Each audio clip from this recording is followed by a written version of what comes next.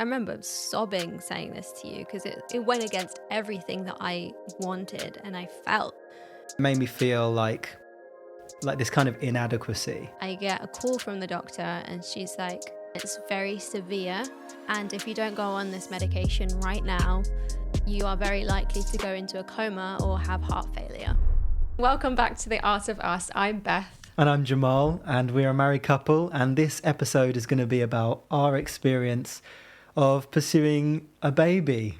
Yay! All the way from having sex to finding out, oh, sex doesn't actually make a baby for us. And we wasted a lot of money on condoms. Extra safe condoms.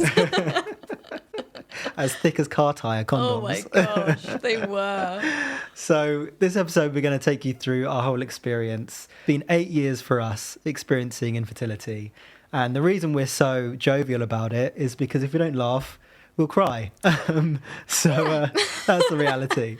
But this episode's going to be about the 8-year journey, where we're at now, medically, what we've been through, how it's affected our faith, how it's affected our marriage. I don't know if we're going to cover all of that, but we'll give it a good go. Yeah, so this is kind of an overview of our journey. Yes. And this is us. This has been... This is the art of us.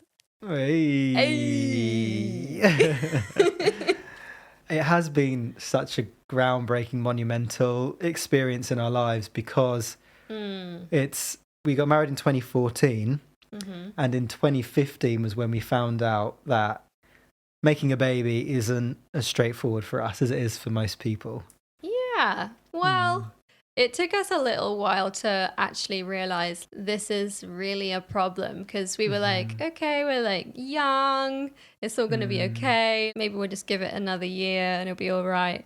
So initially we didn't actually go to the doctors like for a little while because we were like, oh well, we're young, we're fertile, this will happen. The months and months and months ticked by, and I was dealing with some pretty major symptoms, things not being right in the reproductive area. And then I think because of our age, we were dismissed a bit by medical people when we did go, which put us in a position, well, almost like gaslighting ourselves, like maybe it's just us, and being a young couple with not much understanding or support about health stuff, we kind of just cracked on, living our lives. And so it was kind of a weird journey, which is why I feel like the story isn't as straightforward for us, which is hopefully this episode will give an overview of what's actually happened for us, where we're at, and who have we become in the journey. Completely different people, I can tell you that much. Yeah. We started our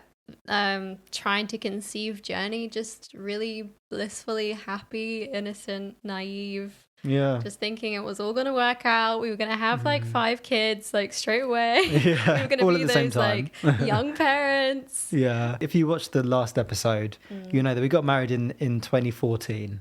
When Beth was 19, I was 20. We'd already been together 3.5 years. We had this kind of idea of like, let's be a young family, let's travel the world together, like have fun, we'll just make it work and figure it out. And so we weren't really like expecting at all for there to be any medical or, infertility experiences like in our lives. I remember us being like, oh my gosh, like it's going to be so lovely to tell our parents at Christmas. We were thinking we could buy these cute little baby grows with like grandma and grandpa on them and give them as Christmas presents. So that's why we filmed a lot of the journey. Yeah, at the start. Because we were like, oh, this is so exciting. Like we'll get me getting pregnant on camera. Which we will still do at some point, but it hasn't happened yet. Yeah. So we have all of this old archive footage of us taking pregnancy tests. Yeah, obviously didn't work for Jamarl. That's why we're not conceiving. Yeah, kind of heartbreaking to look back on, and I think completely also changed the trajectory of our lives and also this YouTube channel. Yeah. Because we hadn't shared with anyone, I don't think, or maybe one person that we were dealing with this issue. We put it out on YouTube for the world to see. Yeah, in 2020, I think, or 2021. Yeah, I don't know, something like that. And just doing that showed us just how many people are dealing with the same issue. And how alone we actually weren't, even though we felt like we were literally the only people on the face of the earth going through this. Yeah. And our world was crumbling and everyone else's life was amazing. Yeah. Just the amount of love and outpour and just people sharing their own experiences and their own stories and their own hardships, like, was incredible, but also heartbreaking and also like life-giving at the same time, because it was like we found a whole community of people that not only were so lovely and supportive for us, but that were really like impacted by the video that we put out and helped to open up conversations with them, with their family. I had no idea that this would be our journey. I had no idea that us going through something like this would help other people feel less alone. We 100% would rather have children than have 100%. To like tell this story and then have to go through this. But I think if the reason why we've put it on YouTube, the reason why we're talking about it is because for that very reason, we want at least if one couple or one person going through infertility to know that they're not alone and that there's, a whole community of people that you can get support on and lean on. Then like let this story be that catalyst for you. And if you know people as well who are going through infertility, make sure you share this episode, share our YouTube channel, share our socials with them, because like that's our heart 100% with sharing our story is to bring people together who are going through similar things and to raise awareness of the fact that it's not always as straightforward as we'd hope it to be. Completely. Yeah. So let's circle back to 2015. I think it was October 2015 where we had sex for the first time without contraception, and we were like so like oh my god, so vividly we were like so nervous. Oh my gosh, it's gonna happen, but also really excited. I remember like both of us cried. Sounds so like soppy, but like we literally both cried because we're like, oh my this god, is happening, like we're gonna do we're having a baby, like oh gosh, because before, like, how the mighty have fallen. Because when we first got married, you were on the pill for like a few weeks, which completely... Oh, a few months. It was a few months? Yeah. Well, months before, yeah. Yeah, because you had to get it in your system. Yeah. That just did not work for your body, right? I turned into like a different human being. I was like depressed. I was crying all the time. I was like angry. I couldn't, it was not good. Yeah. So I came off that really quickly, and that's when the like super thick condoms came into play. Extra safe. We were like, we need to be planned. It's where you can like hear the squeaking. I don't know how much money we wasted. I want that back, like somehow. I want to get the receipts or something just to kind of comfortable. Oh my gosh. So thankfully, like contraception is not part of our experience now. No, that's the one upside. Which is a silver lining. No need to worry about any contraception. So we started in 2015 and it was quite clear that we weren't getting pregnant. Every month would come around, and I think those early days at the start are we were very sensitive to it, because every month we knew we were trying. And like for you, I guess, as a woman, especially knowing your body and having your period come every month, especially, can you remember those first few months and that first 12 months of trying? Like, how was that for you, and in like knowing your period was coming again? And how far I fell into disappointment was like intense, because I was like so excited. I thought it was going to happen really quickly. In some ways I did. In other ways I had this kind of weird niggling feeling in the back of my mind. But then I was just like trying to ignore it, because years prior to that I was in hospital for intense pains, like in my womb sort of area. And and it was all just a bit of a strange situation. I never really had anything kind of be resolved from it. But I always felt like, because every single month my period was like excruciating, like not a normal period excruciating, like just debilitatingly painful. and also mid-cycle, like when I'd ovulate, I literally could not move for 4 hours straight. Like I was in such intense pain. I cannot even describe it. Like I literally thought I was dying sometimes. Like if you imagine like a goblin inside of your womb with like knives, like serrated knives, just like, just like, yeah. Oh my gosh. No, I'm not even like exaggerating. It was horrendous. You know how horrendous it was. Yeah. Like, sorry if that was far too graphic. I'm just imagining like Gollum from Lord of the Rings. Like, yeah, it was disgusting. And so I had the weird sort of like feeling in my back of my mind that I was like, I might struggle to get pregnant, but I'd always just be like, no, stop it. Get behind me, Satan. But then like I was really excited to get pregnant, and I thought that, I don't know, it was just our journey to be like young parents, and, you know. I think it was watching, as a husband, watching my partner go through that and knowing I can't do anything to support as well was very, very difficult. And so that first 12 months of seeing, I think for me, I was also very concerned of your own emotional mental health of like, like just having your period every month and what that means, and like knowing that, it means we're not pregnant this month and stuff. Yeah. And I think that went on for, I would say probably at least 12 months before we really even thought about going to the doctors. And I think the first time we went to the doctors that you went, and I feel like you went in for similar symptoms to what you were going through. And then also we said that we'd been trying to conceive, but I feel, I can't quite remember, but I remember coming away from that appointment feeling pretty gaslit, feeling like nothing had actually come of it. And that because we were only 21 and 22 at the time, they kind of just took one look at us and were just like, it's bound to happen. Just, they didn't really take into consideration. They didn't offer any tests or anything. They didn't take they were just kind of investigating a little bit about your pain and kind of put it down to just women's problems, didn't they? Yeah, they barely investigated. They suggested I go on the pill. Like that was their suggestion. They were like, did no investigations whatsoever. So that was not helpful. And it kind of like really put me off going back to the doctors because it was just such an awkward experience. And like, I didn't feel like they were taking me seriously.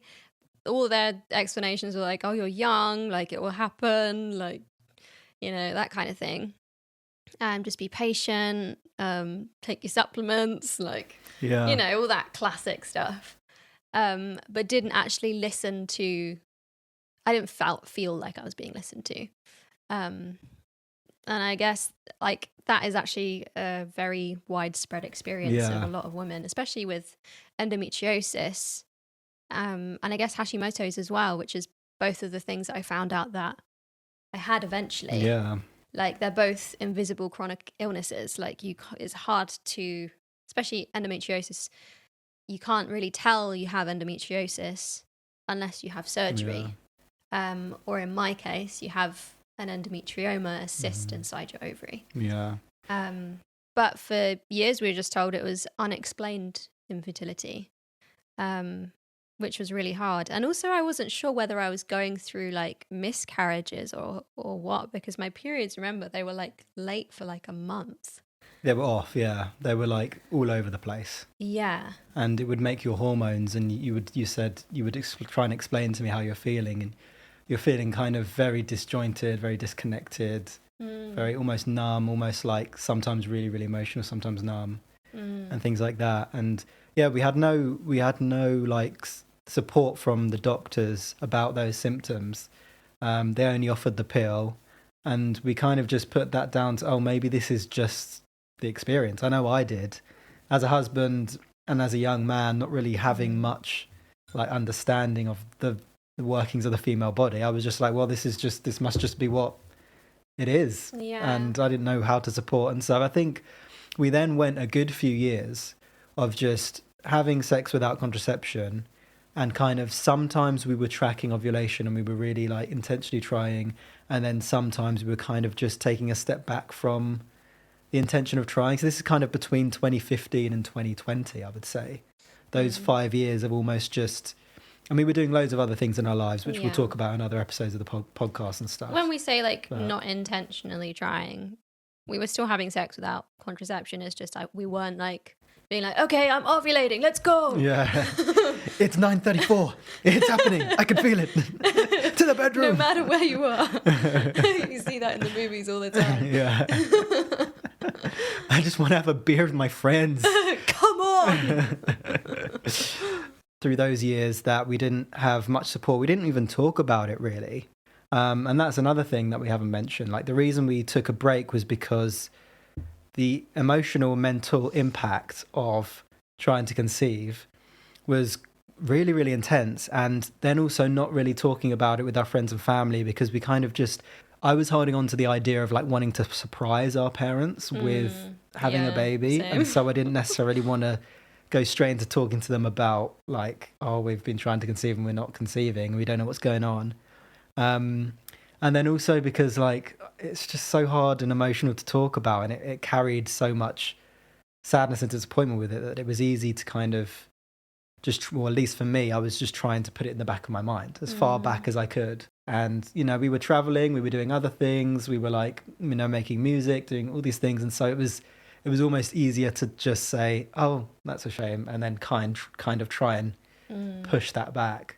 But we were asked constantly, like all the time when we were having kids, like when you're putting the bun in the oven, like we've had it all. They were just very nosy. And I think they cared about us, obviously. And when we told the world what we were going through, that stopped a lot, which was actually really nice. Yeah. It was definitely hard for years just having the constant questioning pre us actually like telling people what we were going through. Yeah. And now if people ask, we're just like bluntly honest, and then they're like, oh, okay, I'm sorry. Yeah. It's always so funny seeing people, so like new people, like how they respond. I kind of love it in a way. Yeah. Just saying it how it is. Yeah. And so I think there was that period in between 2015 and 2020 when people would ask, and we didn't want to tell people what we were actually going through. And we had to deal with that kind of like, oh, you know, that heartache every time someone asked us, when are you having a baby? You know, how did you find that experience, like that kind of interim of knowing that we were trying to conceive and it wasn't happening for us, but also not being public about it and having to kind of navigate other people's prying eyes into our lives. It made me feel even more isolated because we were going through something really deep, really heavy, and like it was hard. Like it's like one of the hardest things we've ever gone through, to feel so misunderstood, but then to not actually give anyone the opportunity to understand us. I don't know, like it's just such a weird dynamic, and like we didn't know anyone that was going through it, which I realize now they probably like just weren't talking about it, because like when we came out when we not sure if it's a coming out story, but when we I don't know what else to say. We made it public. When we made it public that we were going through this, people came out of the woodwork. Oh yeah, 100%. Like people we knew came out of the woodwork. Yeah. For me, when people were looking into our lives and trying to say, oh, you're at this stage of life where you should be having children, it made me feel like this kind of inadequacy. And I feel like there was a big disconnect between myself and my body, which I've been working a lot on kind of reconciling that, because it's like people expect and society expects you to, you know, get a job, get a career, get married, have children, live happily ever after. That kind of like traditional conservative, like middle class family vibes of just, you know, straight and narrow. And it's just, life is not like that at all. And I think the pressure to conform to that, and especially like us growing up in a faith community as well, where there's that added pressure of like, you know, the spiritual element of what it means to have a family and and the kind of church Christian culture of family, that expectation and that conversation is very culturally like spoken about. And I think, yeah, for me, it definitely felt like, oh, is there something wrong with me? Or like, am I inadequate, or are we inadequate? Are we not doing the right thing, or is there something wrong with me? And it was quite, isolating from the people that we know and the people that we love, but also isolating, like even within myself. I was almost like, you're kind of like at odds with yourself, because I want to be able to do this thing, and I want to like there's nothing I want more than to be a father. But at the same time, my body isn't doing it for some reason. And so, I think I found it very tough to navigate that without having a support system in place, like without the medical stuff and without family. I think since we started to become open about it, so I think we told our family before we actually started talking about it online. Maybe, I don't know, a year or two before we started talking about it. I don't even know if it was that long. It wasn't long before. But so that kind of 5-year period of trying to conceive, not conceiving, having people speak into our lives saying, you should be having babies right now, what's going on, us not knowing how to talk about it. And then COVID hit and we were in lockdown. And that's when we decided to be public about it, because COVID anyway, everyone knows how much of an impact that had on all of our mental health.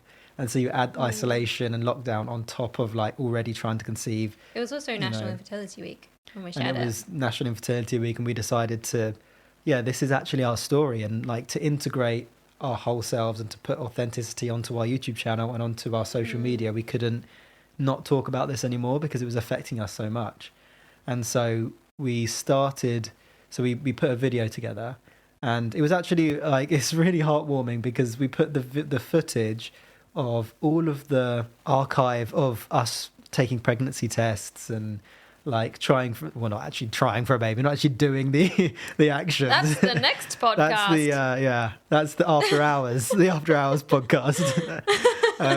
But we put the archive footage that we'd planned to kind of use as part of our pregnancy announcement video.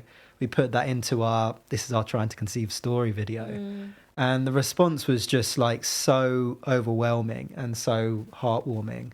And I think since then, the tide has really turned in terms of the support we have, the mental health, like kind of processes we've been able to adopt to help us, and the emotional health kind of practices we've been able to adopt. And so I think that, and then also through that YouTube video, I believe, or through us sharing our fertility story on YouTube, you were then able to find out more about your own medical health, right? Yeah, definitely. After we started sharing about like what we were going through and stuff, and I started talking about all the symptoms and things, I had a bunch of DMs and also a few comments like on our YouTube videos saying you really should get checked for endometriosis. And I'd never heard of endometriosis in my entire life. Sounds really weird. Endometriosis, like, who names these things? Anyway, I went to the doctors and I was like, can I get checked for endometriosis? And they were like, well, you'd have to have surgery, blah, blah, blah. And eventually, basically, we got like referred to like this fertility clinic, and he did one internal scan. Basically, straight away said, yeah, I can see an endometrioma in your cyst. I can see an endometrioma in your right ovary. It's 5 centimeters diameter. He was basically saying like my right ovary is unusable because that is basically blocking the exit of the eggs. Yeah, we knew straight away, thankfully, when we got to this fertility clinic, which we've been trying to get to for flipping ages, that I had endometriosis. And if it wasn't for us sharing our fertility journey, I don't know how long it would have been before I found out. Yeah. I don't know. Yeah. And I think there's definitely a lot of trauma associated with approaching medical services, and a lot of nervousness, which I think can put people off. And from our experience, I would say like, be prepared to be really assertive and really know what you want and go after that. Yes. Because the doctors, like, they don't, especially NHS, like they're so overburdened, so overworked and so underpaid that like the waiting lists for things are so long that even if you get on the waiting list, you may be waiting a month or 2, 3, 4 months at least for even just a referral appointment, and things like that. And so it's like it's tiring, it's really long, and you're constantly having to like retell your story to new consultants and stuff. So but tiring. I would definitely say like get on the case medically and just get in the system and get, especially if you're in the UK, I'm not sure about US or any other countries if you're listening from a different country, but in terms of the UK, we hesitated a lot because of the nervousness and the trauma associated with massively. Yeah, I pretty much through it. cry like every single time I go to the doctors, like almost without fail. Yeah. Just because of like it feels traumatic for me to go to the doctors. Like it's maybe the last time I went to the doctors I didn't cry. It's quite a feat for me. That feeling of just like no one really understanding, or like feeling like no one is fighting for you. You really have to fight for yourself unless you have a really amazing doctor. Like, and I'd say bring a friend along, or bring a member of your family, or bring your partner, because it's a lot. And it's okay to be emotional about it in front of other people. Like it's fine. It's an emotional subject. It's hard as heck. So yeah, don't feel embarrassed about that, because I know that I definitely was like feeling a bit embarrassed about it. Yeah. So it was 2020 that we started kind of like our maybe third like iteration of actually really being intentional with pursuing doctors and not kind of giving in to anything that they might be saying to try and dismiss us. And through the fertility consultation, I mean, usually you should be referred after 12 months in the UK. You should be without conceiving. You should be referred.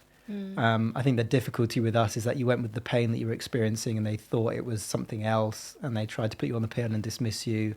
And then, I'm trying to get pregnant. I'm not going on no pill. Yeah, and because we were very young as well, it kind of played in their favour, and we didn't push. Especially like in the past, I'm working on it now.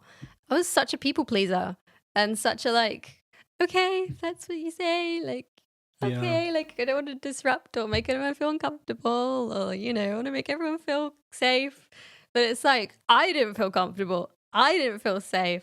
I didn't feel like anyone was rooting for me. So it's just really like setting aside all those people pleasing qualities when you go to the doctors, because, you know, if you don't, you may not find out like what's going on.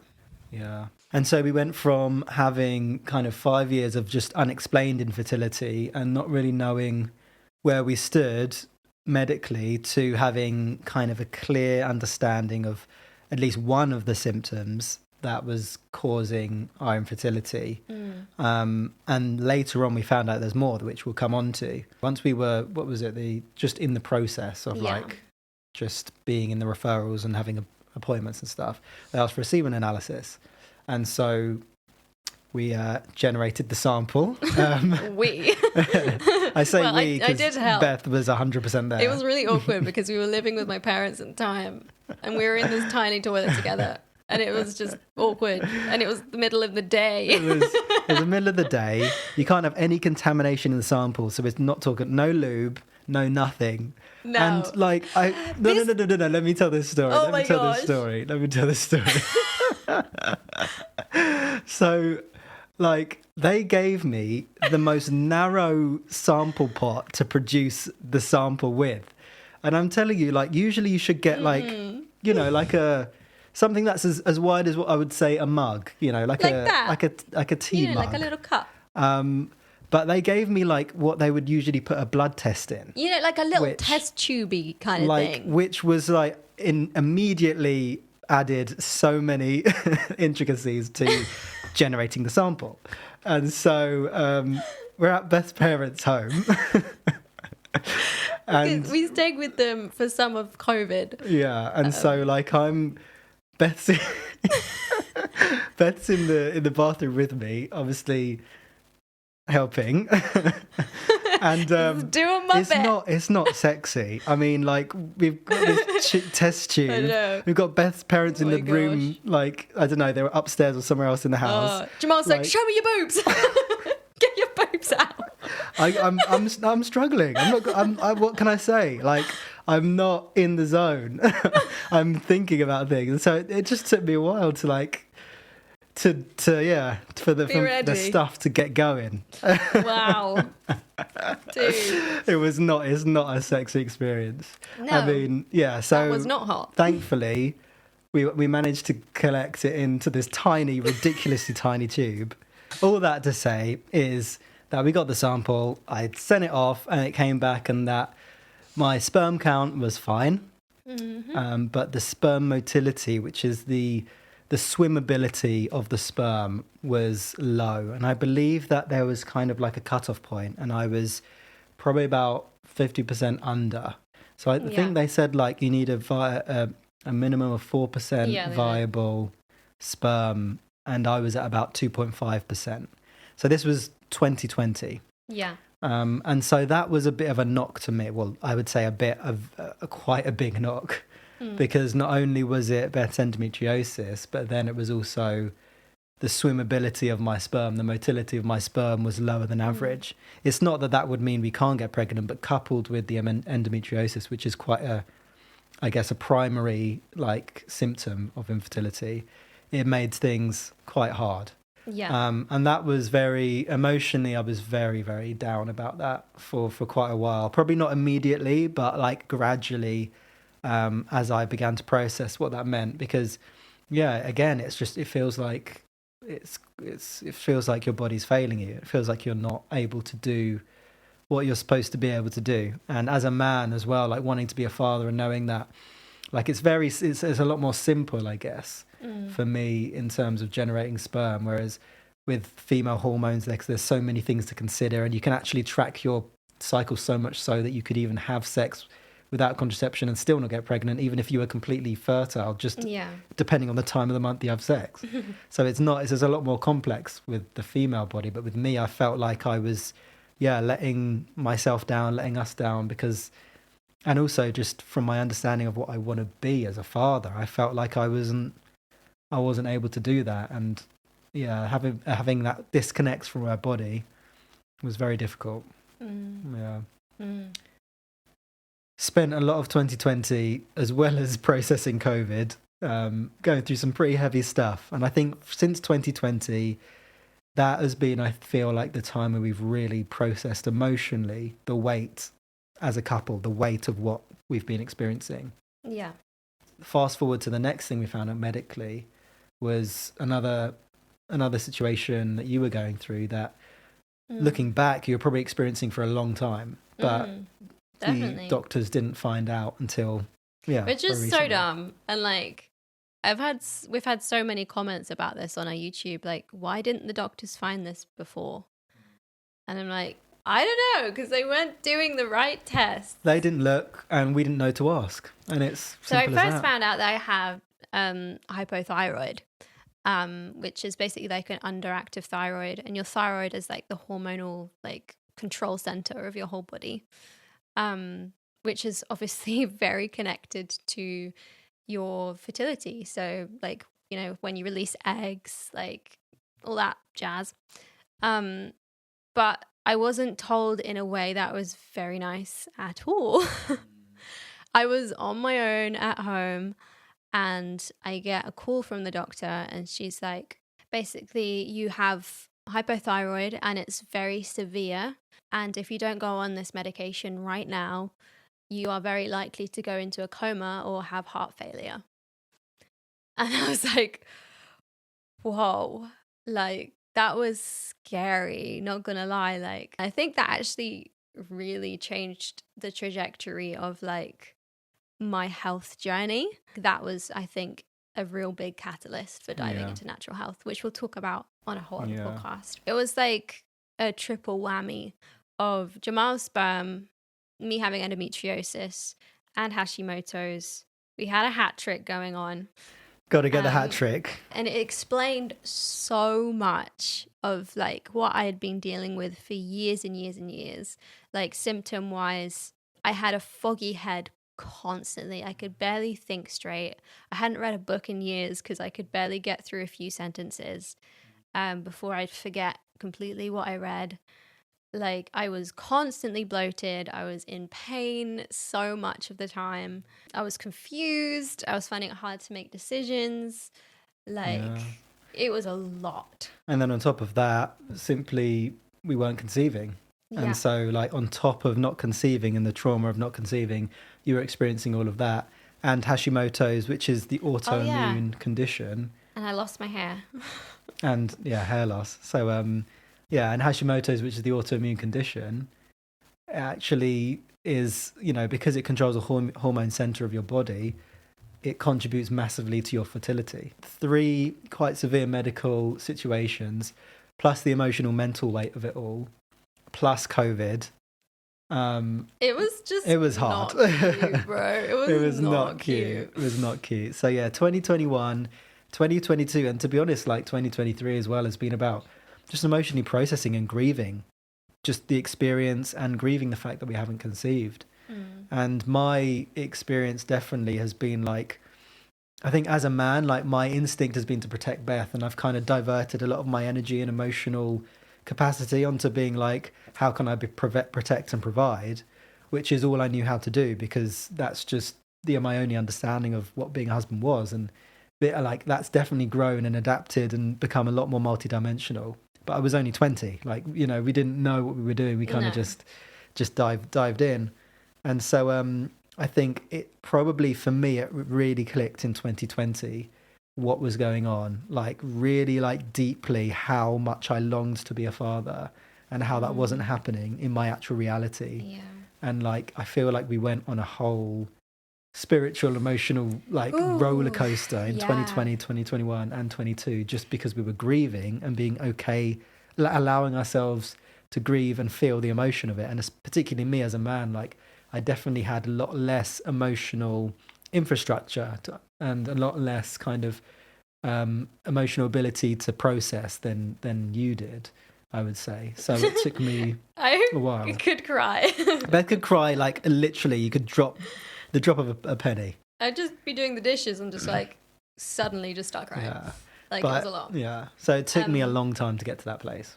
But also the like crazy thing is that like right before I found out about like this stuff about my body, I said to Jamarl, I was like, I don't think my body's ready to have children right now. Yeah, you kind of sensed it, and I feel like we need to do. It was really weird because I was like, I really want to have kids, I really do. And I was like, I remember sobbing saying this to you because it went against everything that I wanted and I felt like that I desired. But I was like, I don't think I'm ready. I don't think my body's ready to have a child right now. Which is just like really hard. I think that's what triggered my like kind of descent into actually grieving like the reality of what's happening, because it was really tough to hear that. So I feel like we need to do a whole nother episode or many episodes on just some of the intricacies and nuances of what it means to go through a fertility experience and a fertility journey, as opposed to just, having sex and conceiving a baby. That happens? Like that, apparently that happens to people. I think people are faking it. I think they actually go to like a baby factory and pick up a baby. Do people actually get pregnant when they have sex? Like when I see pregnant bellies, I think it's probably just a prosthetic. Yeah. Oh, gosh. Yeah. So where are we now? Fast forward to 2023. We still don't have a baby. We're still actually 1 minute. Joking. Here's one I made earlier. Blue Peter vibes. So where are we with IVF, and like what is your kind of overview of it, without like going too deep into it, because we could be here for hours, but yeah, it's also getting dark. It is. We've been here for a while. Well, in terms of IVF, like we were basically told that our only option is IVF, and that's not guaranteed, which I don't believe, because we're going to have a miracle baby. Yeah. It's a tricky one because he said I'm not completely eligible for IVF because of like my BMI or something. Because of your size. That was at the time. I might have put on a bit of weight now. His advice was to go and eat McDonald's. This is a doctor saying go and eat McDonald's so I'll be eligible for IVF. It's difficult. It's problematic. Adds to the trauma of going to the doctors for sure. But yeah, anyway, without that, even if I was eligible, because my body is dealing with so many hormonal issues, to then be injecting myself with hormones all the time, I just don't know what long-term effect that is going to have on me, because I've gone through so much crap health-wise. It's just like, do we risk it? And then we have to undo everything afterwards. And also, like, I really, really strongly believe in natural health.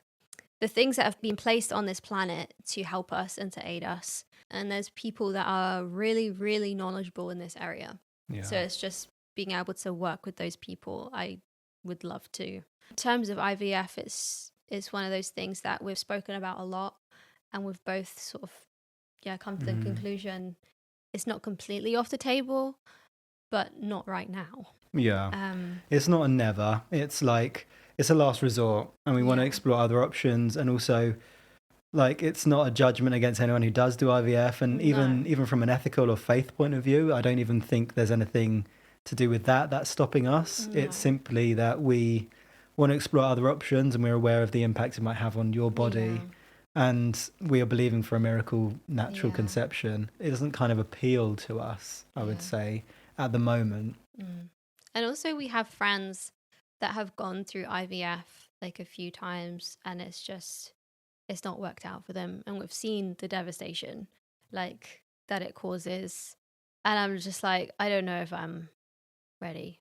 Yeah. Like, to go through that. Like, it may take, but if it doesn't, like, to go through all of that hormonal stuff to not have it take, I don't know. Yeah, so I mean, it's not guaranteed. So it's a tough one. So that's kind of where we're at with IVF. And so just on adoption as well, because I know that we get a lot of comments saying, oh, why don't you just adopt? I feel like that is completely different. It's a completely different thing. For me, like, we've always talked about adopting, and we always have wanted to adopt from the start of our marriage, way before we even knew we were going through fertility like issues. And adoption is like, it's such a gift, a blessing. Like, I feel like really honored to be able to do that and have a desire to do that. I do not see it as a substitute for having our own children. And so when people say like, oh, why don't you just adopt? Almost like it's a plan B to having children. That doesn't sit right with me. No. Like, I love adoption. And I think people who do conceive or don't conceive, whatever fertility situation you're in, if you're adopting, that's great. But like, for people who have conceived naturally, to think that, oh, why don't you just adopt as like a kind of silver lining, plan B, it feels a bit insensitive personally to kind of say that or claim that. And so, like, for us, adoption is something we've always wanted to do, and I think we will do. Yeah. Like Jamarl said, it's like when you adopt, they are your child. It's not like a substitute. It's not a plan B. It's not like they're the knockoff version of your child. And yeah, that's our heart going into adoption. Yeah. Through it all, I feel like we've learned so much. We've become such different people. The trajectory, can't even say that word. Trajectory? It's got a J in it, isn't it? Trajectory. The trajectory of our lives has completely shifted and changed. Yeah. And we've become completely different people. We've explored so many different things that I don't think we would have explored. Like definitely not. Natural health, and it's really tested our faith journey. It's tested our connection to each other. It's tested every area of our lives. And throughout the rest of the podcast series, we're definitely going to be exploring that. But I think if there's one thing I've learned through this whole process, it's that the priority is myself, is yourselves, is us. And like, whatever happens, the intimacy between us is like the absolute priority. It's the foundation. Yeah. Because I think 99% of couples who've gone through what we've gone through, not just the fertility stuff, but other things that we can talk about in the rest of the podcast, like, it's really, really tough, and it can break couples apart. It can really destroy couples. Yeah. And like, for me, it's like, I don't want this to be our story. Like, it's part of our experience, but it doesn't define me. I'm not defined by, Jamarl, the guy who's struggling to conceive. Do you know what I mean? Like, it's the dude with the dodgy sperm. Yeah. It's not who I am. No. And I think, like, searching for my own purpose and power and who I am through it all, like our connection, focusing on that intimacy, and being really, really intentional about ourselves is being a massive, massive priority. And that's the one thing I've learned and focused on is, no matter what happens, we are still a united, like, couple, and I am still enough. And that's been a real journey to get to. That will be a whole other podcast episode, just talking 100%. About how infertility has changed us. I'd say one thing that I've learned through this process is just the power of community and the power of sharing your story, because I feel like we have been helped so much through doing that, just in feeling less alone, in feeling like we have people that have our backs, that can hold us and pray for us and lift us up when we are feeling like absolute butthole. I don't know. The power of your own voice, the power of your own story, you never know the impact that can have on other people. So if you're going through this and you're feeling alone, find your people. Find those people that they don't necessarily have to be going through it, but that will just be there for you when you're having, like, bad days, bad weeks, bad months, bad years. Yeah, so make sure you reach out to us either on this platform, wherever you're listening, on our socials. Like, we'd love to connect and continue to build community with people who are going through the similar things that we're going through. Thank you guys for listening. Subscribe to our channel to hear more of us. We've got a lot more exciting episodes to come, and we shall see you soon. See you in the next one. Bye. Bye.